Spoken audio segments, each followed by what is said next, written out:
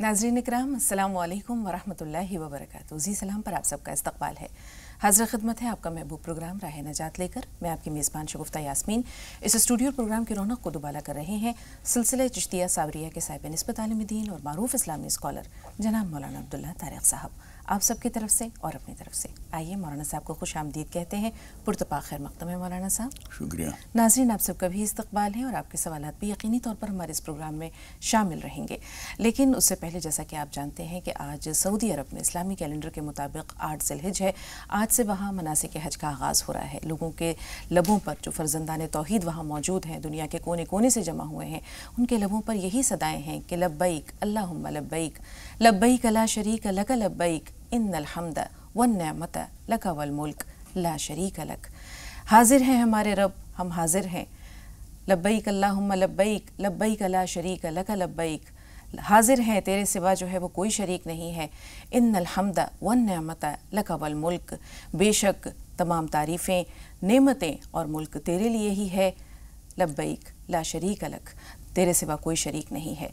तो नाज़रीन, ये कलिमात हाजियों के ज़बान पर हैं, उनके लबों पर सजे हुए हैं और इन कलिमात का विर्द करते हुए वो दीवाना वार सरज़मीन हिजाज़ की जानिब आ चुके हैं। अल्लाह ताला को भी ये अमल बहुत महबूब है, पसंदीदा है कि तमाम लोग दो चादरों में लिपटे हुए मसावात का अमली नमूना पेश करते हुए वहाँ मौजूद हैं। और इससे बढ़कर जिसे हम कह सकते हैं कि ये जो हज है, ये एक तरह से सफ़र शौक़ है अल्लाह ताला के दीदार के लिए, रसूल पाक सल्लल्लाहु अलैहि वसल्लम के रोज़े पर हाज़री के लिए। एक हाजी के दिल में क्या तड़प है, क्या जज्बात हैं, उनका अमली नमूना आज वहाँ लोगों को देखकर मिलता है। नाज़रीन, अगर हम हज को देखते हैं तो ये इस्लाम का एक बहुत ही ख़ास रुकन है और इसमें इस्लाम के तमाम अरकान की रूह एक जगह जमा हो गई है। तौहीद और रिसालत का इक़रार भी है, इसमें नमाज़ें भी हैं, रोज़ा भी है, इन्फ़ाक़ फ़ी सबीलिल्लाह भी है। और इन तमाम चीज़ों के साथ हम देखते हैं कि इसमें हज़रत इब्राहीम अलैहिस्सलाम की जो सुन्नत है, जिसे हम ईद क़ुरबा कहते हैं, यानी अल्लाह ताला के नाम पर अपनी क़ुरबानी पेश करना, उसे भी शामिल करके एक मुकम्मल इबादत का मजमुआ करार दे दिया गया है। अल्लाह ताला के लिए लोग पहुँचते हैं, तमाम हाजी वहाँ। और मेज़बान कौन है? मेज़बान हज़रत इब्राहीम अलैहिस्सलाम है। बहुत खूबसूरत अंदाज़ में अल्लाह ताला ने हज़रत इब्राहीम अलैहिस्सलाम को ये हुक्म दिया कि ए इब्राहीम, मुनादी करो, लोगों को बुलाओ कि वो यहाँ आएँ और हज का जो है वो हज के मनासिक अदा करें। बहुत खूबसूरत अंदाज़ में कलिमात में ये जो मिलता है, इसके लिए हम मौलाना साहब के पास चलेंगे कि मौलाना साहब वो जो आयात हैं, बिस्मिल्लाहिर्रहमानिर्रहीम, व इज़ बव्वअना लिब्राहीम मकानल बैत अल्ला तुश्रिक बी शैअन व तहिर बैती लित्ताइफीन वल क़ाइमीन वर्रुक्का सुजूद व अज़्ज़िन फ़िल नास बिल हज्ज यातूका रिजालन व अला कुल्लि दामिरिन यातीन मिन कुल्लि फ़ज्जिन अमीक़। आपसे इन तमाम आयात की तफसील भी जानेंगे और इनमें जो सवालात पोशीदा हैं उनके बारे में भी इंशाअल्लाह जानेंगे। अस्सलामु अलैकुम वरहमतुल्लाहि वबरकातुहू। बिस्मिल्लाहिर्रहमानिर्रहीम। अल्हम्दुलिल्लाहि रब्बिल आलमीन वस्सलातु वस्सलामु अला सय्यिदिना व मौलाना मुहम्मदिन व अला आलिहि व अस्हाबिहि अजमईन। अम्मा बाद। हज़रत इब्राहीम अलैहिस्सलाम को खुदा पाक ने काबतुल्लाह की तजदीद के लिए ज़िम्मेदारी दी गई थी। हज़रत आदम अलैहिस्सलाम ने जो काबा बनाया था अपने ज़माने में, वो हज़रत नूह अलैहिस्सलाम के तूफ़ान के ज़माने में वो महफूज नहीं रहा था और काफ़ी हिस्सा उसका मुनहदिम हो गया था, लेकिन उसके निशानात बाकी थे। इस आयत में अल्लाह ताला ने फरमाया है कि हमने मुल्क शाम से बुलाकर हज़रत इब्राहीम अलैहिस्सलाम को बव्वअना लिब्राहीम मकानल बैत, बैतुल्लाह का मकाम कौन सा है, कहाँ है, उसकी बुनियादें, ये हमने मुतय्यन करके बताया। और हज़रत इब्राहीम अलैहिस्सलाम को ज़िम्मेदारी दी गई कि यहाँ आप उसकी तामीर कीजिए। उन्होंने उसकी तामीर की। फिर खुदा पाक ने उनको हुक्म दिया वअज़्ज़िन फ़िन्नास बिल हज्ज अतूका रिजालन व अला कुल्लि दामिर, आप ऐलान कर दीजिए और सारी दुनिया के इंसानों से कह दीजिए कि हज करने के लिए आएँ। वो ज़ाहिर है कि वो दौर लाउड स्पीकर का नहीं है, टीवी और दूसरे ज़राए नहीं है दुनिया में आवाज़ पहुंचाने के। उन्होंने कहा परवरदिगार, मेरी आवाज़ कौन सुनेगा?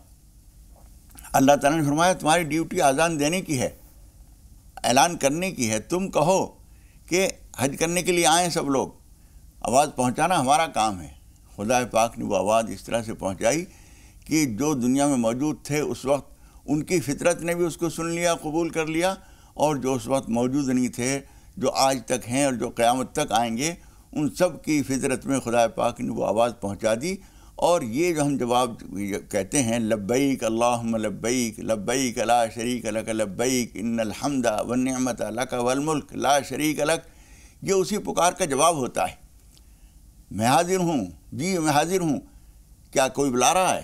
جی ہاں بلایا ہے۔ حضرت ابراہیم علیہ السلام نے، اللہ تعالیٰ نے فرمایا حضرت ابراہیم علیہ السلام کو، گویا پکار تو اصل میں اللہ کی ہے وہ، جی اسی وجہ سے اللہم لبیک کہا جاتا ہے، بالکل یا ابراہیم لبیک نہیں کہتے ہم، اس لیے کہ اذان دلوائی ہے، جس طرح سے حضرت محمد مصطفیٰ صلی اللہ علیہ وسلم نے حضرت بلال کو اذان کے لیے متعین کیا، وہ آواز تو اللہ کی، رسول کی ہے، بلال کی زبان سے ادا ہو رہی ہے، بالکل اسی طریقے سے یہ پکار اصل میں اللہ کی ہے۔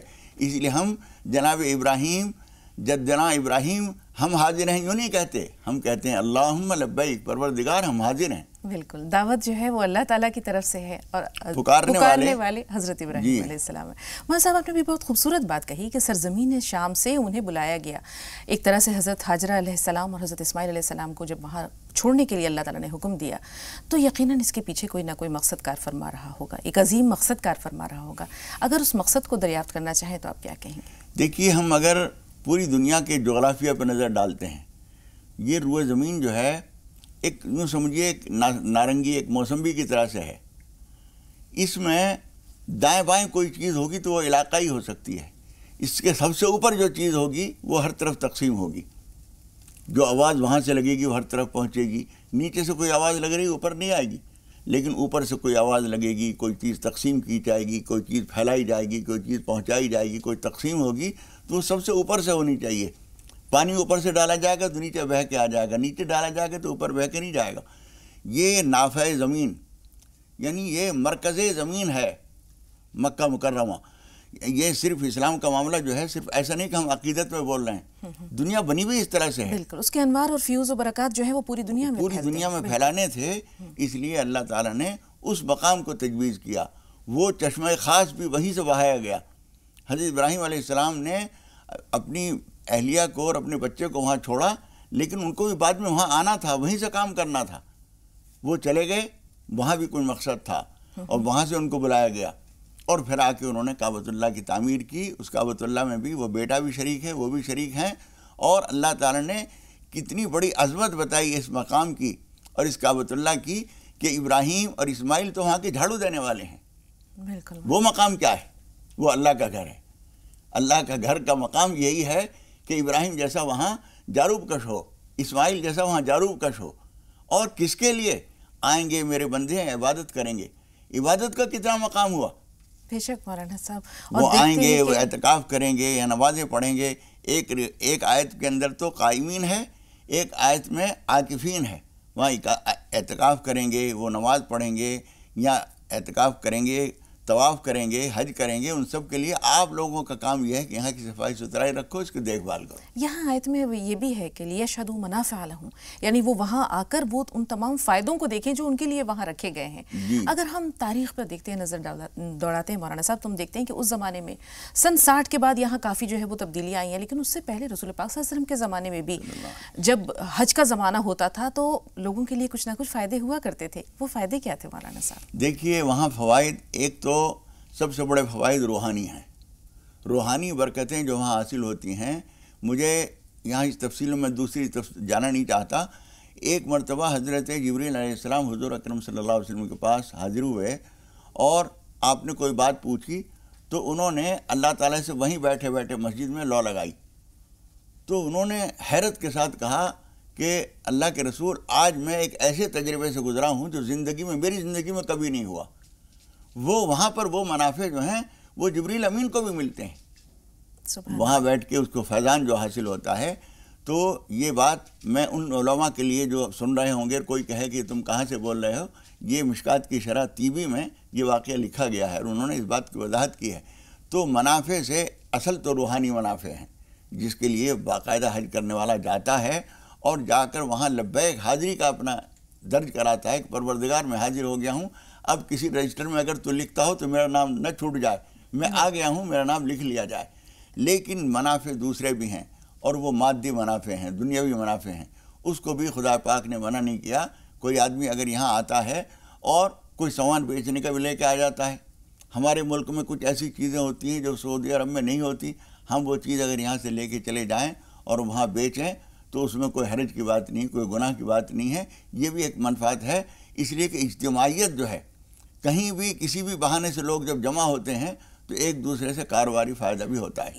یہاں ایک چھوٹا سا سوال مولانا صاحب کہ انسان کا جو ہے بنیادی مقصد وہ حج ہونا چاہیے، یہ جو ہے اس کی حیثیت ثانوی ہے۔ بالکل، کچھ سامان لے کے چلے گئے، اگر اس کو فروخت کرنے کا موقع مل گیا تو مل گیا، لیکن اس کو جب ہم سفر حج کے لیے نکلتے ہیں تو پہلا مقصد یہ ہمارا نصب العین یہی ہونا چاہیے کہ ہمارا جو بنیادی مقصد ہے وہ حج ہے، اور یہ جو چیزیں ہیں یہ ثانوی ہیں۔ اب ہم ایک بار پھر اپنے موضوع کی طرف لوٹتے ہیں۔ آپ کو یاد ہوگا کل جو ہمارا قصہ تھا وہ حضرت ابراہیم علیہ السلام کا وہاں تک ہم نے پہنچایا تھا کہ جو نمرود نے ان کو آگ میں ڈلوایا اور آگ گلزار ہو گئی۔ پھر آپ نے اپنا وطن بھی ترک کر دیا، آپ چلے گئے حضرت سارہ علیہ السلام کے ساتھ، اپنے بھتیجے حضرت لوط علیہ السلام اور ان کی اہلیہ کے ساتھ سرزمین فلسطین یا شام جسے کہتے ہیں، کنعان میں، اور کنعان کی طرف جانے سے کے ساتھ ساتھ اب سے پہلے مصر بھی گئے۔ وہاں کا جو بادشاہ تھا، کچھ آزمائشوں کا دور اور مرحلہ ایسا تھا جس سے گزرنے کے بعد جب اس بادشاہ نے بھی جو دیکھا کہ حضرت ابراہیم علیہ السلام اللہ کے بہت برگزیدہ نبی ہیں، رسول ہیں، تو اس نے اپنی جو شہزادی یعنی بیٹی تھی اسے حضرت سارہ علیہ السلام کی خدمت میں بطور باندی پیش کر دیا، حالانکہ وہ شہزادی تھیں۔ پھر جب وہ حضرت ابراہیم علیہ السلام کی زوجیت میں آئیں تو حضرت اسماعیل علیہ السلام تولد ہوئے۔ کچھ عرصے بعد اللہ تعالیٰ نے حضرت ابراہیم علیہ السلام کو یہ حکم دیا کہ وہ اپنے شیرخوار بچے اور اپنی اہلیہ حضرت ہاجرہ علیہ السلام کو سرزمین حجاز میں جا کر چھوڑ دیں۔ دونوں بچوں اپنے بچے کے ساتھ اور بیوی کے ساتھ حضرت ابراہیم علیہ السلام آگے سرزمین حجاز، اور یہاں حضرت ہاجرہ علیہ السلام نے جب ان سے یہ دریافت کیا کہ آپ ہمیں کس کے سہارے چھوڑے جا رہے ہیں، کیا یہ اللہ کا مقصد ہے؟ تو حضرت ابراہیم علیہ السلام نے کہا کہ ہاں یہ اللہ کا مقصد ہے، اللہ تعالیٰ کا یہ حکم ہے۔ ایک مشکیزے میں پانی تھا، چند کھجوریں تھیں تھوڑی سی، وہ وہاں رہیں۔ حضرت ابراہیم علیہ السلام چھوڑ کر جب واپس لوٹ رہے تھے تو انہوں نے ایک بہت پیاری دعا کی تھی اللہ تعالیٰ سے، اس دعا کے بارے میں بتائیے مولانا صاحب۔ جی ہاں، پہلے تو ان کے سوال کے جواب میں جو حضرت اسماعیل کی والدہ نے جو جواب دیا تھا وہ بہت اہم جواب ہے۔ انہوں نے جب یہ پوچھا تم یہاں جنگل بیابان میں ایسی جگہ جہاں کوئی پانی نہیں، کوئی درخت نہیں، سائے کا انتظام نہیں، کھانے کے لیے کچھ نہیں، پینے کے لیے کچھ نہیں، یہ پانی ایک مشکیزے کا کب تک چلے گا، یہ کھجوریں کب تک ساتھ دیں گی ہمارا، تو کس پہ چھوڑ کے جا رہے ہیں؟ انہوں نے کہا اللہ کا حکم ہے۔ تو انہوں نے فرمایا تھا اذن لا یضیعنا، اگر اللہ کا حکم ہے تو پھر ہمیں وہ ضائع نہیں کرے گا، اور خدا پاک نے دکھا دیا، ضائع نہیں کیا۔ جو پانی کی ضرورت بچے کے لیے تھی وہ پانی اس کی اتنی وافر مقدار میں دیا کہ دنیا کو کوئی کنواں اتنا پانی نہیں دیتا جتنا زمزم کا چشمہ پانی دیتا ہے۔ اور اس کے بعد انہوں نے وہاں جو قربانی دی، اور وہاں اس کے لیے اللہ تعالیٰ نے جو بھیج دیا لوگوں کو، ایک آبادی بھی ہو گئی، اس میں اللہ تعالیٰ نے فرمایا کہ ہم یہاں ثمرات یجبا الیہ ثمرات کل شیء من لدنا، ہر چیز کے پھل، ہر چیز، ہر نعمتیں، تمام سبزیاں، ہر چیز ہم یہاں بھیجیں گے، تمہیں یہاں رہنے میں کوئی پریشانی نہیں پیش آئے گی۔ بالکل، اور انہوں نے چلتے چلتے اللہ سے یہ اپنی ایک طرح سے لاچاری کا اظہار کیا تھا کہ ربنا انی اسکنت من ذریتی بواد غیر ذی زرع عند بیتک المحرم، کہ اے اللہ ربنا لیقیموا الصلاۃ فاجعل افئدۃ من الناس تہوی الیہم، لوگوں کے دلوں میں ان کی محبت پیدا کر دے، وارزقہم من الثمرات لعلہم یشکرون، اور ان کو ہر طرح کے پھل اور ضرورتیں اور سہولتیں ان کو عطا فرما۔ آج یہی بات ہے کہ ہر آدمی تمنا کرتا ہے کہ میں کسی طرح سے بھی میں وہاں پہنچ جاؤں، پر لگ جائیں تو اڑ کے پہنچ جاؤں مکہ معظمہ اور مدینہ منورہ۔ یہ جو اللہ تعالیٰ سے انہوں نے دعا کی تھی کہ ان کے دلوں میں لوگوں کی محبت پیدا کر دے، وہ محبت اللہ تعالیٰ نے اس طرح سے پیدا کی کہ ہر شخص وہاں حاضری کی تمنا کرتا ہے اور وہاں پہنچتا ہے تو یہ سمجھتا ہے زندگی کا سب سے بڑا مقصود حاصل ہو گیا۔ بالکل مولانا صاحب، اگر ہم آج دیکھیں کہ جس طرح حاجی وہاں پہنچے ہیں جوق در جوق دنیا کے کونے کونے سے، سب کے سب ایک لباس میں، ایک انداز میں، ایک طرح کے کلمات، ایک طرح کی آرزویں، ایک طرح کی تمنائیں دلوں میں لیے، تو یہ جو وہاں اجتماعیت ہے یہ ہمیں کیا پیغام دے رہی ہے مولانا صاحب؟ دیکھیے اجتماعیت جو ہے اس کے کچھ مسائل و مشکلات بھی ہوتی ہیں اور کچھ سہولتیں بھی ہوتی ہیں۔ سہولتیں تو یہ ہیں کہ ایک دوسرے سے سیکھنے کا موقع ملتا ہے، ایک دوسرے کو دیکھ کے سبق ملتا ہے۔ آدمی ایک ہی صف میں کھڑے ہو گئے، محمود و عیاض، نہ کوئی بندہ رہا نہ کوئی بندہ نواز، وہاں بادشاہ ہو یا فقیر ہو، دولت مند ہو، بہت غریب ہو، ایک تہمد نیچے بنا ہوا ہے، ایک چادر اوڑھے ہوئے ہیں، کوئی فرق نہیں، کوئی امتیاز نہیں۔ کالا جو قدرت نے بنا دیا وہ تو کالا اور گورا نظر آئے گا، ورنہ لباس سے کوئی فرق نظر نہیں آئے گا۔ بادشاہ بھی ہوگا تو وہی دو لباسوں میں ہوگا، دو چادروں میں، یہ ایک خاص چیز نظر آتی ہے۔ دوسرے کہ وہاں جب ہم پہنچتے ہیں تو ایک دوسرے سے مل کر فائدے حاصل ہوتے ہیں، ان کے علم سے فائدہ اٹھاتے ہیں، ان کی तवाज़ो देख कर हमें सबक मिलता है। किसी आदमी को एक बहुत गोरा है, कोई बिल्कुल पीले लोग हैं, तुर्की के बिल्कुल सुर्ख लोग हैं, कोई बहुत कदो कामत के हैं, कोई बहुत छोटे कद के हैं। ये सारे नमूने देख कर आदमी को एक अंदाज़ा होता है कि कुदरत ने क्या क्या नमूने बनाए हैं अपनी दुनिया में, किस किस तरह की खूबियाँ हैं, कैसे कैसे कमालात हैं। बाज़ लोग बहुत सारी सब कुछ सहूलतें हैं, लेकिन बिल्कुल खाक नशीन बैठते हैं, ज़मीन पे बैठ जाते हैं। काम का बात करने का अंदाज़, चलने का अंदाज़, लुटाने खिलाने का अंदाज़, तो एक दूसरे से आदमी को सबक सीखने का मौका मिलता है, रवाबित बनते हैं। ये एक यूँ समझिए एक पूरी दुनिया के एक वाहिद इज्तिमा है जो ऐसा मिसाल कहीं नहीं मिलती ऐसी। हर तरह के लोग हैं, हर रंग और नस्ल, लेकिन वो इम्तियाज़ ऐसा है कि वहाँ रहकर कोई किसी से फ़र्क नहीं रखता। इन्हें अय्यामिन मालूमात क्यों कहा गया है मौलाना साहब? अय्यामिन मालूमात इसलिए कहा गया है कि जिस तरह से रोज़े के लिए ज़रूरी है, इसी तरीके इसके लिए भी ज़रूरी है कि कोई ख़ास दिन है। और मालूम इसलिए कहा गया कि अरब में जिस वक्त ये आयत नाजिल हुई है, चूँकि अरब में नुज़ूल अव्वल जो हुआ है कुरान मजीद का वहाँ हुआ है, तो उन्हें मालूम है। मतलब ये कि मुकर्ररा दिन है जो तुम्हें मालूम है।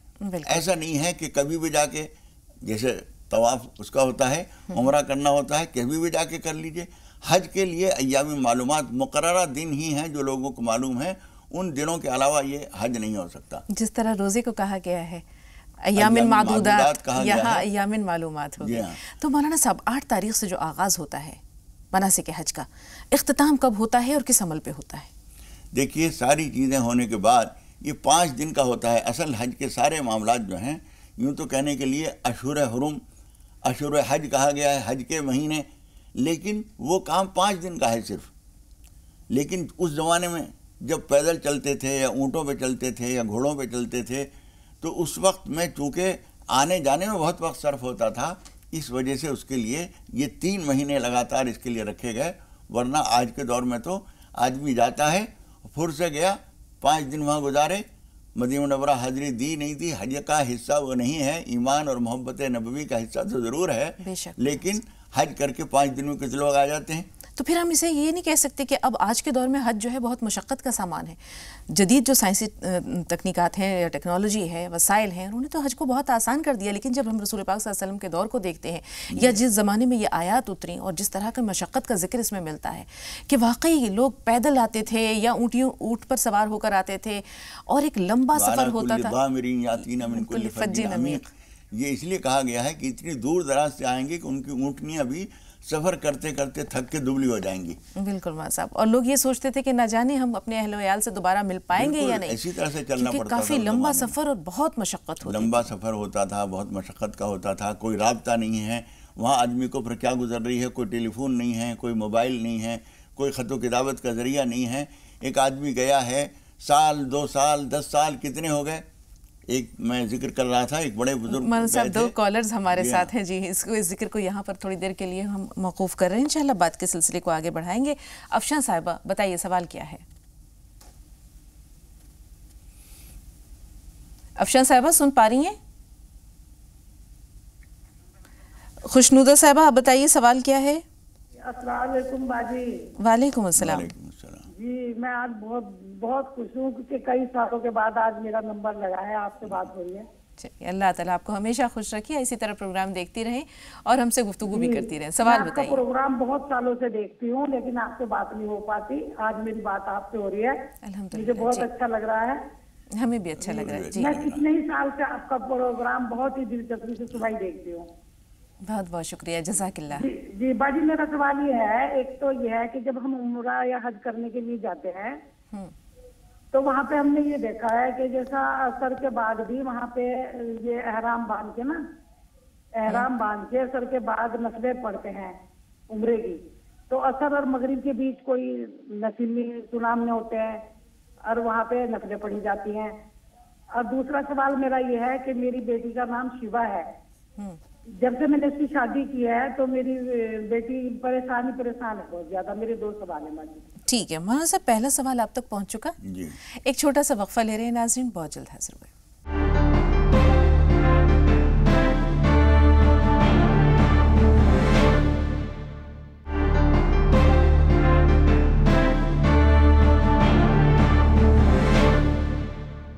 नाज़रीन, ब्रेक के बाद एक बार फिर आप सबका इस्तकबाल है।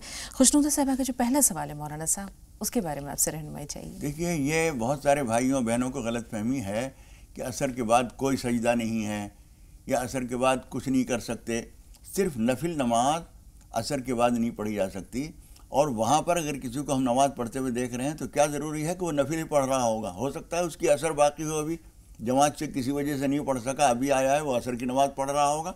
तो हमें ये समझना चाहिए कि वो जो पढ़ रहा है, या कोई आदमी वहाँ 50 आदमी, हज़ारों आदमी पढ़ रहे हों, अगर हम समझेंगे असर की नमाज़ पढ़ रहे हैं, या कोई आदमी बेचारा बेखबर भी हो सकता है, उसे पता ना हो कि नफिल नहीं पढ़ते हैं, वो समझ रहा है हरम शरीफ में आके नफिल पढ़ने का मौका मिल रहा है, खूब पढ़ो, नवाकफियत की वजह से भी हो सकता है। वैसे मसला ये नहीं है कि असर के बाद कोई सजदा नहीं है, बल्कि मसला ये है कि असर के बाद नफिल नमाज नहीं है। जी, अब बच्ची की शादी जब से इन्होंने की है तब से मुश्किलात का सामना है, क्या किया जाए? देखिए, इसको इससे न जोड़िए।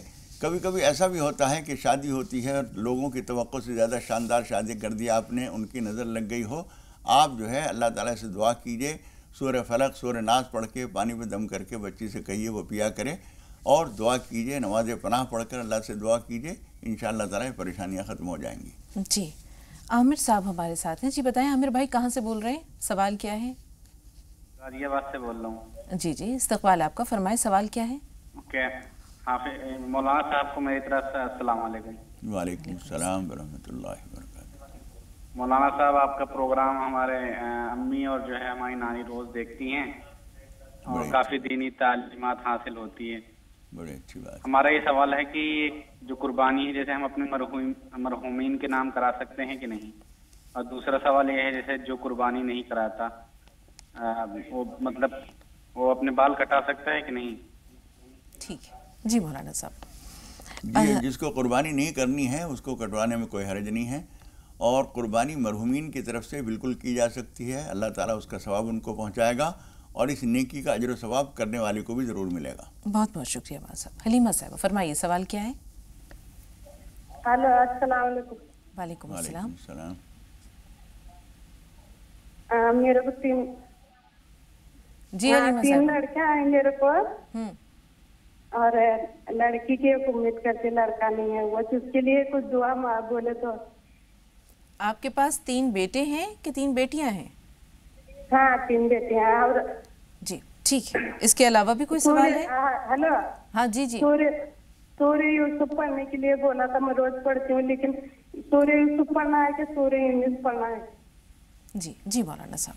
देखिए, सूरह यूसुफ आप पढ़ रही हैं, कोई हर्ज नहीं, पढ़ती रहिए, लेकिन उसी के साथ साथ एक छोटी सी दुआ और पढ़ लिया कीजिए, उसे लिख लीजिए अगर कलम का कागज़ आपके पास हो। रब्बी हबली मिनस सालिहीन, रब्बी हबली मिनस सालिहीन, ये सुबह शाम एक एक तस्बीह पढ़ लिया कीजिए, और सूरह यूसुफ भी पढ़ती रहिए।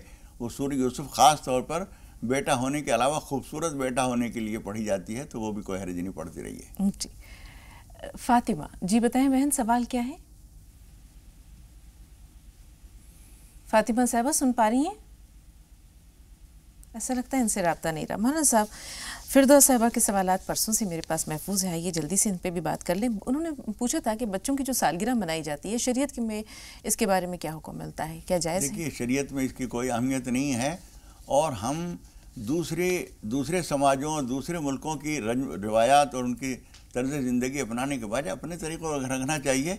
अल्लाह का शुक्र है, उसने उम्र दी है, और किसी एक साल गुजरने के बाद जहाँ ये खुशी की बात है कि बच्चा 10 साल का हो गया या 20 साल का हो गया, ये भी तो रंज की बात है कि ज़िंदगी के 1 साल घट गया, तो इस पर खुशी ही क्यों मनाई जाए, इस्तिग़फ़ार भी किया जाए और अल्लाह से आफियत मांगी जाए। इसलिए ये इसकी कोई अहमियत नहीं। जी, जब तक बचपन रहता है ये खुशी होती है कि बच्चा 1 साल बड़ा हो रहा है, उसकी उम्र में 1 साल का इजाफा हुआ। जो जो इंसान की उम्र ढलती है, ये मलाल और जो एहसास आपने बताया, एहसास ज़िया कि 1 साल उम्र का या ज़िंदगी का घट गया, कम हो गया, ये बढ़ता जाता है। अगर ये छोटी सी बात आपसे और दरियाफ्त कर लें कि इस दिन को इस्लामी शरीयत के मुताबिक किस तरह मनाया जाए, सदका व खैरात, या मौका ज़रूर मिलेगा तो जानेंगे। मैं सब एक कॉलर हैं फ़ोन लाइन पर, उनसे बात कर लें।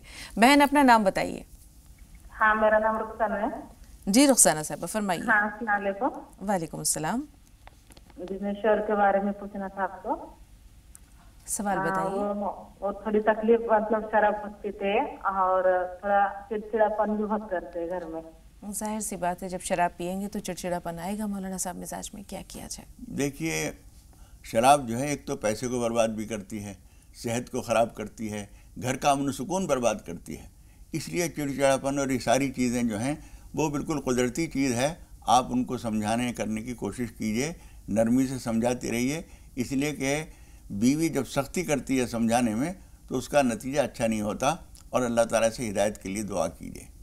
جی مولانا صاحب، اب پھر اسی سوال کی طرف آ رہی ہوں کہ بچوں کو یہ احساس ہوتا ہے کہ آج، یا ماں باپ کو یہ ہوتا ہے احساس، اللہ تعالیٰ کا اگر شکر ادا کرنا چاہیں کہ اللہ تعالیٰ نے اس بچے کو 1 سال اور زندگی دی، تو وہ شکر اسلامی شریعت کے مطابق کس طرح ادا کیا دیکھیے، جائے؟ پہلی چیز تو یہ ہے کہ یہ دن متعین کرنا اسی کی کوئی بنیاد نہیں ہے.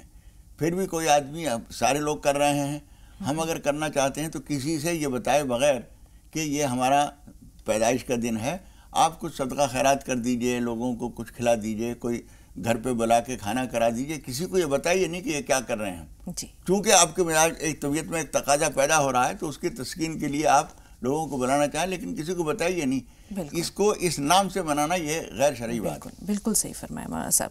اب سوال یہ ہے کہ خواتین کے لیے نوکری کرنا جائز ہے؟ دیکھیے، خواتین کے لیے نوکری کرنا، یہ اس وقت ہم اس کو لفظ نوکری کہہ رہے ہیں، ورنہ حضور اکرم صلی اللہ علیہ وسلم کے زمانے میں بھی خواتین جو ہیں ساتھ میں جاتی تھیں، گھر کے کاموں میں مدد کرتی تھیں. لیکن اگر کوئی مجبوری نہیں ہے تو مرد کے کمانے سے ہی قناعت کرنی چاہیے. تھوڑی بہت اگر کمی ہے تو اس سے کام چلا لینا چاہیے.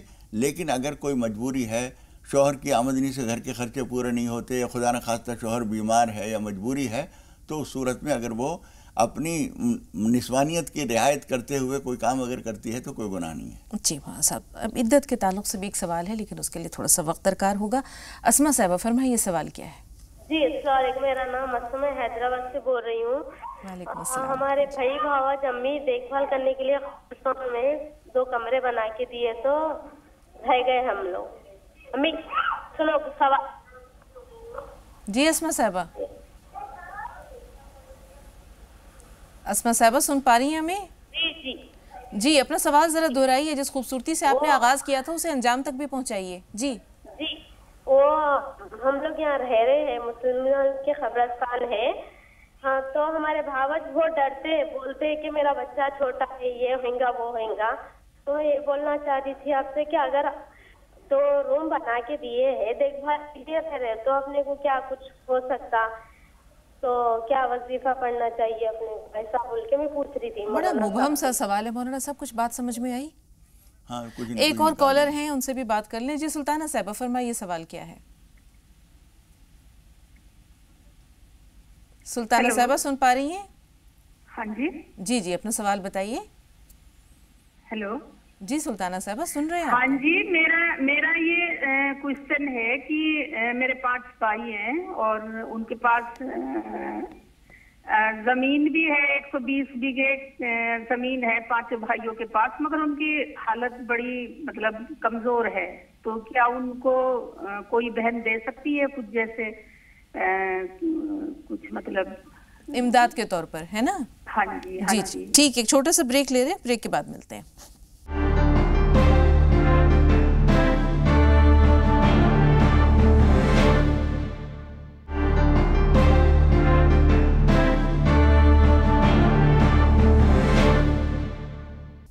ناظرین، وقفے کے بعد ایک بار پھر آپ سب کا استقبال ہے. اسما صاحبہ کا سوال اور مولانا صاحب کی رہنمائی. جی مولانا صاحب، وہ جو والدین قبرستان اور ان کی دیکھ بھال کے لیے بھائی اور بھاوج کو کمرے بنا کر دیے ہیں. دیکھیے، ایک تو ایک احساس بھی ہوتا ہے کہ ہم قبرستان میں ہیں تو یہاں کوئی نہ کوئی چیز ہوگی. ایک تو احساس کو ٹھیک کیجئے.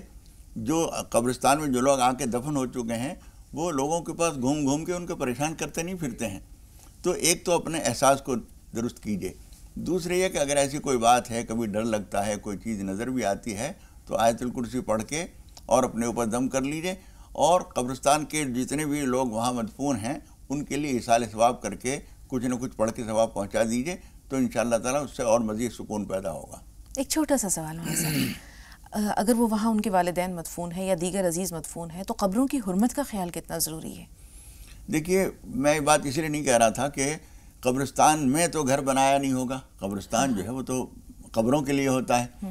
لیکن اگر وہاں آنا جانا بھی ہوتا ہے، قبروں کے پاس سے بھی گزرنا ہوتا ہے، تو اس سلسلے میں تو حضور اکرم صلی اللہ علیہ وسلم کی ہدایات ہیں کہ ان کے اوپر قدم رکھنا، اس کے اوپر بیٹھنا، اس کی بے حرمتی کرنا یہ اگر خدا نخواستہ آنے جانے کی وجہ سے یہ بھی ہو رہا ہے تو یہ بھی ایک پریشانی کی چیز ہے، جی اس سے بچنا چاہیے۔ بہت بہت شکریہ مولانا صاحب۔ اب 5 بھائی ہیں، سلطانہ صاحب نے سوال بتایا کہ 120 بیگھہ زمین ان کے پاس ہے، لیکن ان کی حالت جو ہے وہ کچھ خستہ ہے، اگر یہ مدد کرنا چاہیں تو کس مد میں کریں اور کس طرح کریں؟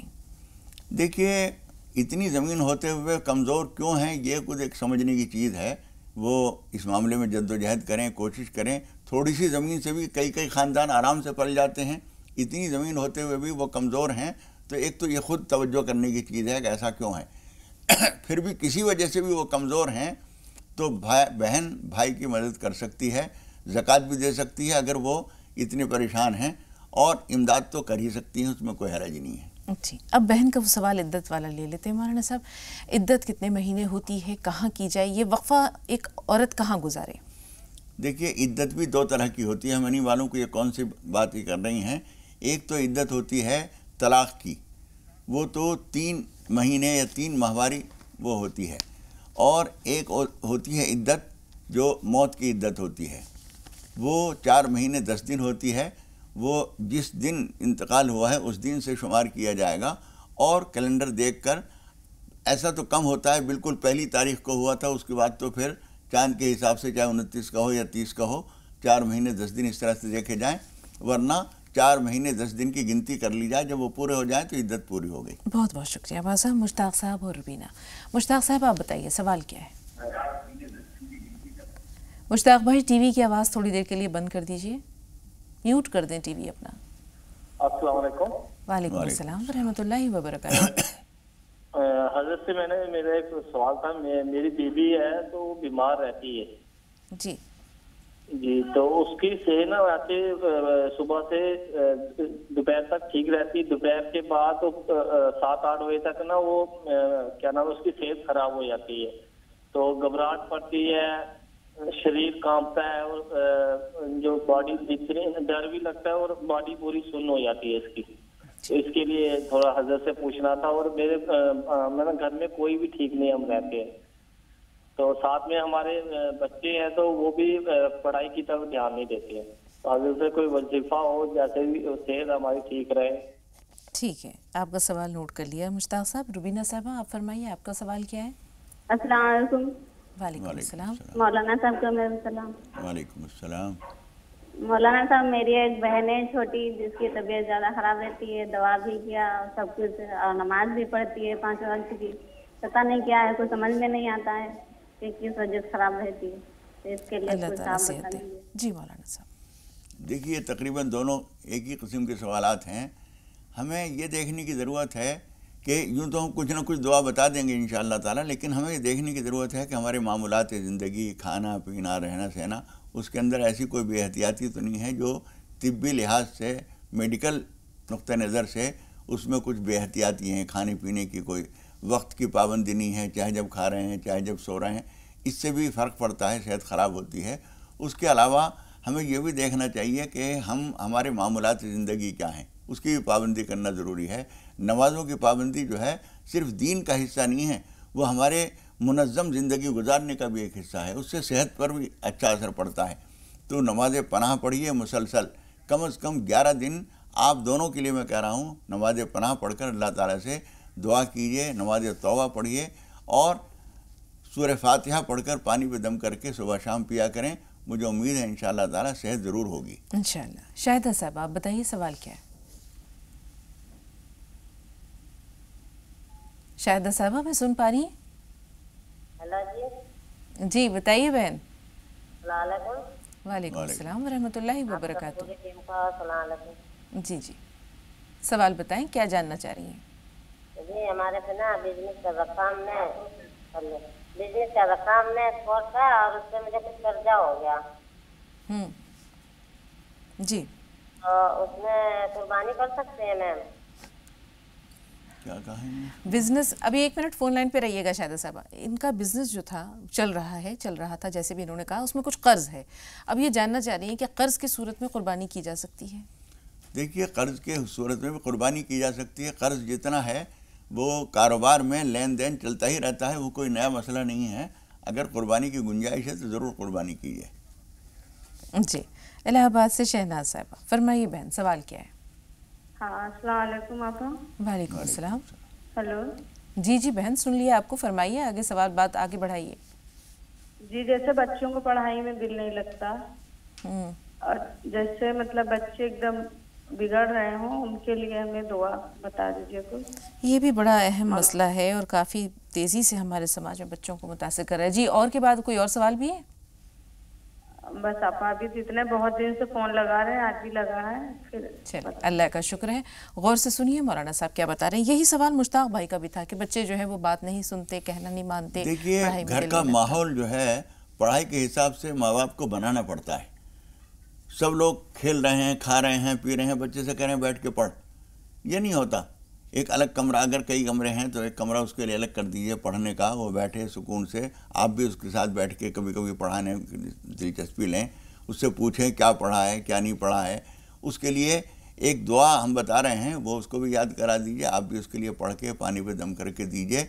सूरह ताहा जो 20 नंबर की सूरत है कुरान मजीद की, उसका दूसरा रुकू रब्बि इश्रह ली सदरी व यस्सिर ली अमरी से शुरू होता है।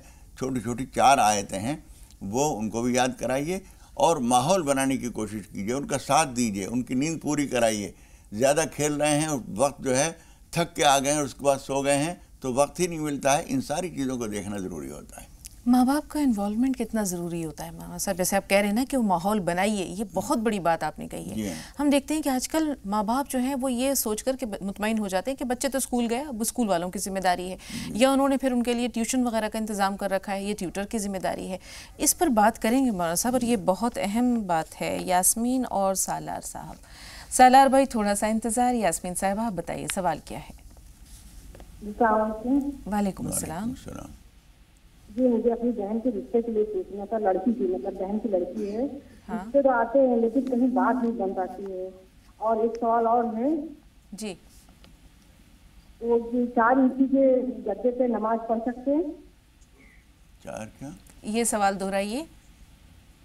जी, 4 इंची के गद्दे पे नमाज पढ़ सकते हैं और बहन की लड़की के रिश्ते के लिए कहीं बात नहीं बनती। 4 इंचेस का गद्दा है शायद, उस पर नमाज की। ठीक है, सालार भाई आप बताइए। अस्सलाम वालेकुम। वालेकुम अस्सलाम। जी भाई।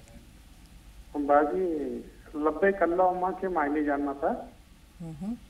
जी, अभी मौलाना साहब ने बताया है, लेकिन इंशाल्लाह फिर ज़रूर बताएंगे। और अगर हम मौलाना साहब इस सवाल में एक टुकड़ा और जोड़े आपसे, ब्रेक के बाद जानेंगे कि अगर ये आम इंसान भी लब्बैक की सदा यानी पुकार करना चाहे तो ये कैसा रहेगा। एक छोटा सा ब्रेक ले रहे हैं नाज़रीन, उसके बाद तफसील से सवाल की जानिब आएंगे।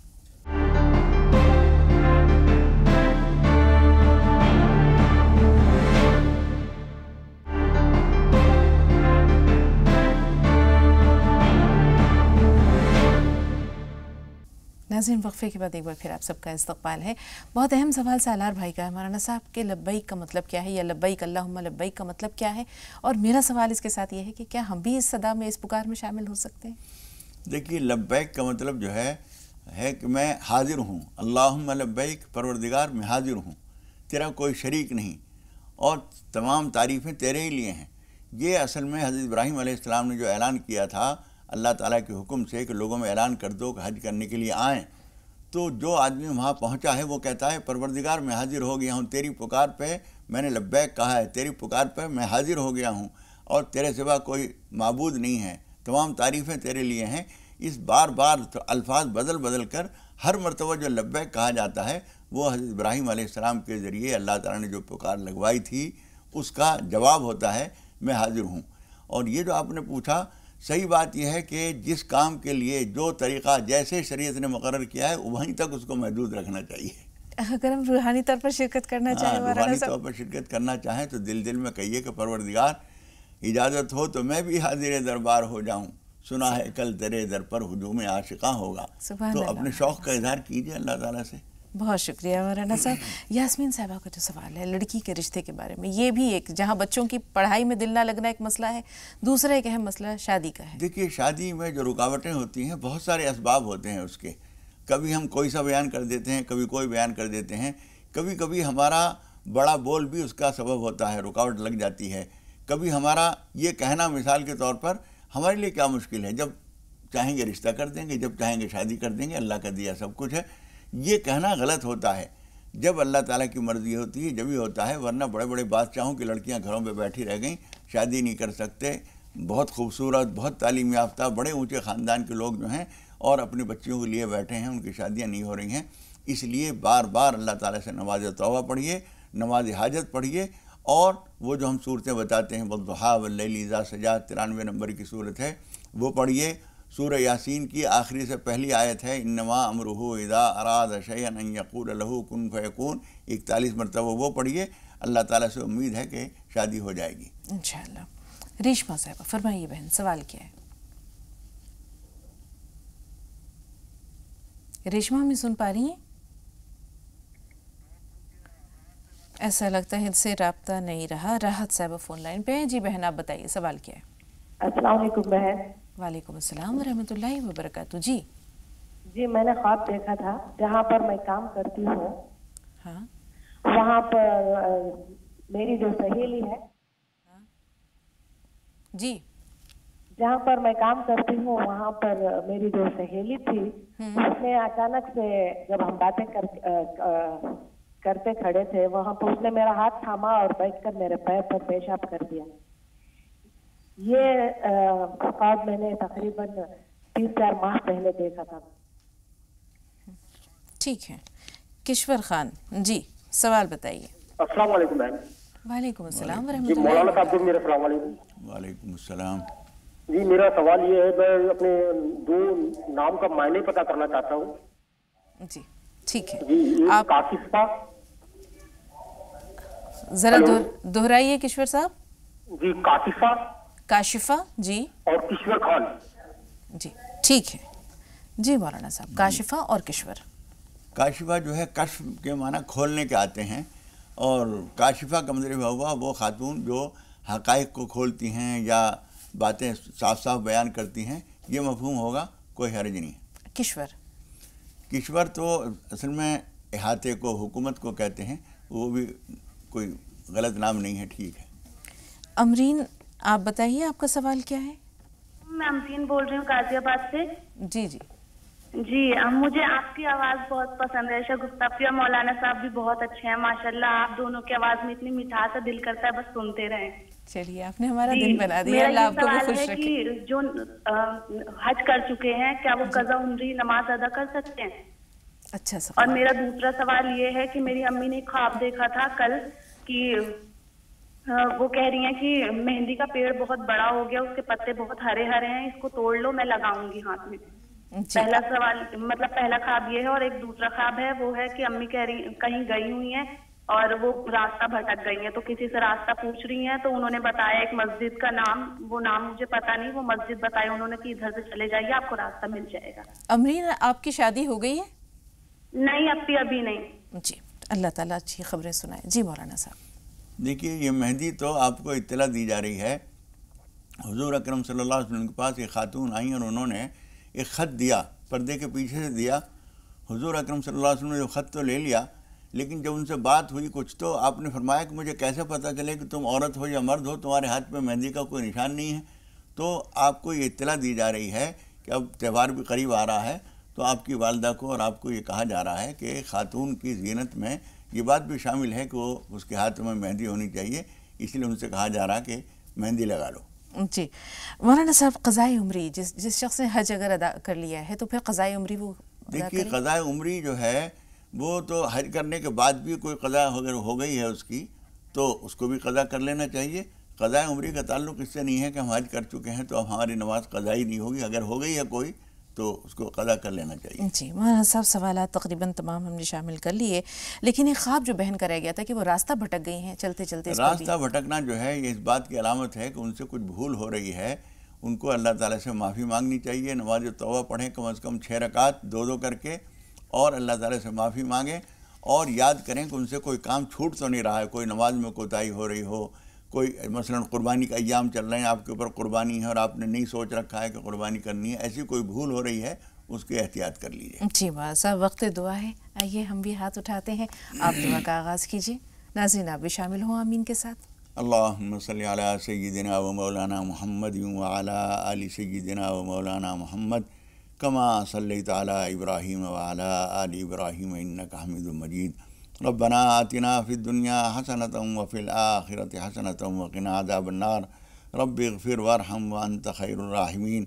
इलाहुल आलमीन, हम सब के गुनाहों को अपने करम से माफ़ फरमा दे। परवरदिगार, तेरे दरबार में, तेरे मक्का मुकर्रमा और तेरे मदीना मुनव्वरा में बड़ी तादाद में दुनिया भर से सिमट कर लोग हाजिर हुए हैं। परवरदिगार, उनकी इस हाज़िरी को कबूल फरमा, उनकी ज़ियारत को कबूल फरमा, उनके हज और उम्रे को कबूल फरमा और आसान भी फरमा। और परवरदिगार, इस हज को पूरी दुनिया के लिए, आलम इस्लाम के लिए, हरमैन शरीफैन के लिए, क़िबले अव्वल के लिए बाइस खैर बरकत बना। हमारे मुल्क के लिए भी बाइस खैर बरकत बना। जहाँ जहाँ परेशानियाँ आ रही हैं, सैलाब हैं, किसी और तरह की आफतें बलाएँ हैं, परवरदिगार हर चीज़, हर काम के लिए हम तुझसे आफ़ियत और सलामती की दुआ करते हैं। तेरे कुदरत में सब कुछ है, तेरे इख्तियार में सब कुछ है। परवरदिगार, वहाँ के हाजिर लोग जो दुआएं करेंगे, परवरदिगार उन दुआओं में भी हमारा हिस्सा शामिल फरमा। जो लोग तमन्ना कर रहे हैं, हज नहीं कर सके हैं, इनके ऊपर हज फ़र्ज़ हो गया है और उनको तवज्जो नहीं है, परवरदिगार उनको भी हाज़िरी की सआदत नसीब फरमा। परवरदिगार, क़ुरबानी के दिन चलने वाले हैं, परवरदिगार हम में से जिसके ऊपर भी क़ुरबानी वाजिब हो उसको पूरी तरह से उसमें हिस्सा लेने की तौफ़ीक़ अता फरमा। हमारी तमाम क़ुरबानियाँ, हमारी इबादतें, हमारी नमाज़ें, हमारे तमाम आमाल खैर को अपने करम से कबूल फरमा। मुल्क में अमन व अमान कायम फरमा। वसल्लल्लाहु ताला अला खैरि खल्क़िही मुहम्मदिन व आलिही व अस्हाबिही अजमाइन बिरहमतिका या अरहमर राहिमीन। अल्लाह ताला इन दुआओं को शरफ़ क़बूलियत अता करे। बहुत बहुत शुक्रिया मौलाना साहब स्टूडियो में तशरीफ़ आवरी के लिए और तमाम नाज़रीन की भरपूर रहनुमाई के लिए। आइए मिलकर इजाज़त तलब करते हैं अपने नाज़रीन से। नाज़रीन, राह निजात का सिलसिला यहाँ पर ख़त्म हो रहा है। इंशाअल्लाह कल फिर मुलाकात होगी आप सबसे, लेकिन ज़ी सलाम पर बिला तवक्कुफ़ 25 अहम ख़बरें आपके पेश नज़र होंगी बस थोड़ी सी देर में। तो मौलाना साहब को, अपनी मेज़बान को और हमारी पूरी टीम को आज के लिए इजाज़त दीजिए। कल फिर मिलेंगे इंशाअल्लाह। तब तक के लिए अस्सलामु अलैकुम व रहमतुल्लाहि व बरकातुहू। अस्सलामु अलैकुम व रहमतुल्लाहि व बरकातुहू।